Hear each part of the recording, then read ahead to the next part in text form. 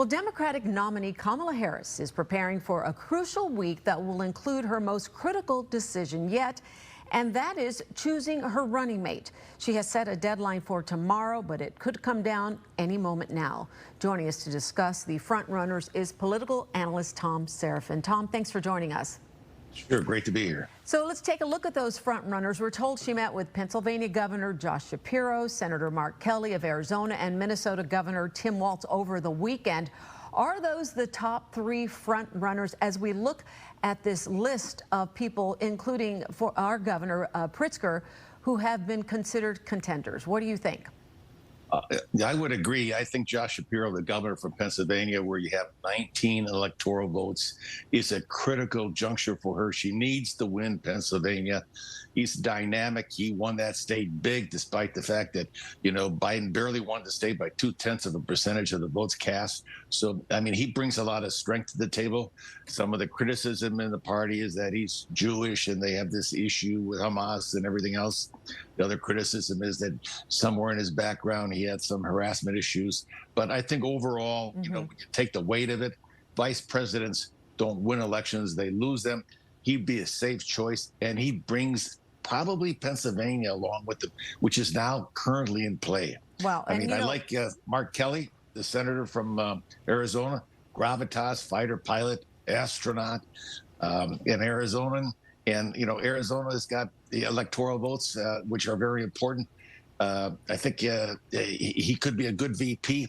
Problem is he's up for election in 26, and if his successor loses his seat in the Senate, they throw the balance of the Senate probably over to the Republicans. So, you get something there, but you also lose something. So those are your top two. Lots of visitors apparently with the vice president, the Democratic nominee, over the weekend.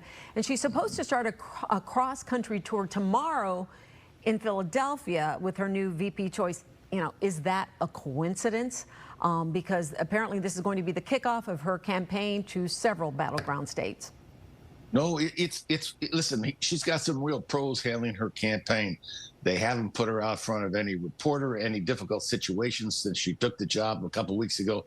She's had a nice, easy ride. They call it the honeymoon. She's going to float here right into the Democratic convention in Chicago, and she's already the nominee. They're going to minimize everything. Everything's going to be produced video-wise, so to speak. So she shouldn't have any real tough test until after Labor Day. And that's when you get down to the stretch of the campaign. If they can save her, and, the vice president should give her a nice bump. If they could save her from being out front until sometime in September, they think they have a fighting chance. The Democrats do. Okay, so let's talk about that, because I think that's a good point. They're also dealing with, some of the states in the South, Georgia, North Carolina, and others. I think that's a good point, Tom, if I can jump in here, because you're talking about putting her up front. So now the focus on the Republicans has been on a debate with her. Trump has said he's going to skip the ABC debate that was already scheduled, and he wants it on Fox. No one has agreed on one debate together just yet. Is this debate going to happen, and how critical is it for Kamala Harris and the American public to see her in action before this? Well, if I were the Democratic team for Vice President Harris, I would play this game of debates and blame it on Donald Trump, as they're currently doing, and try to put it off and not have her debate him between now and Election Day. Donald Trump needs a debate.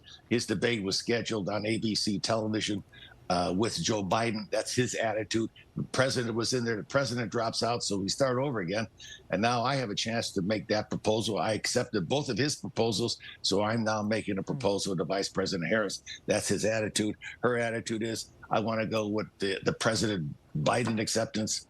And so, usually there's a debate over debates, and eventually you do a debate. I think in this case, it's much more important for Donald Trump to do a debate than it is for Vice President Harris. Too many pitfalls for the vice president. Okay, so let's talk about how much did Donald Trump's comments on Kamala Harris hurt his campaign from last week at the National Association of Black Journalists.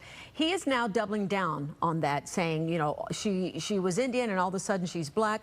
But he's saying he's having a hard time defining her. What's going on with there? What's that strategy with the Republican Party, and now that he's doubling down on those comments? Well, the Democrats have done a real good job. You know, they have kind of redefined Vice President Harris. If you take a look at her history and her record, she's very much to the left. But, you know, in order to win the undecided voters, and just a few of them, you've got to come back towards the middle. So she's trying to come back towards the middle. And it's a very delicate balance. And right now, nobody is calling her on some of her issues. So he's trying to do that. They're trying to establish a narrative of who she is. And he put his foot in his mouth at the Black Journalism event last week. And that's dogging him. But it dogs him with those undecided voters, more importantly than anywhere else. He doesn't lose anything in his count. And he doesn't gain anything in the Democratic count. But he loses with the insiders of the undecideds, and that's what you need. You need about 20% of those undecided votes, and if he gets that, he's pretty much assured of election victory. And right now, that's what they're fighting for. So that's where he damaged himself, right inside that center. And she's damaged because she can't get to the center, so she's got to stay away from him, and he's got to identify her. It's really an interesting campaign if you're in the back rooms trying to figure it out. I mean, it's like playing Russian roulette, you know, with issues. Wow. Trying to figure everything out. We always love having you on, Tom, to help break this down. We'll be talking to you again this week, I'm sure, as the vice president chooses her running mate. We appreciate your time. Thank you.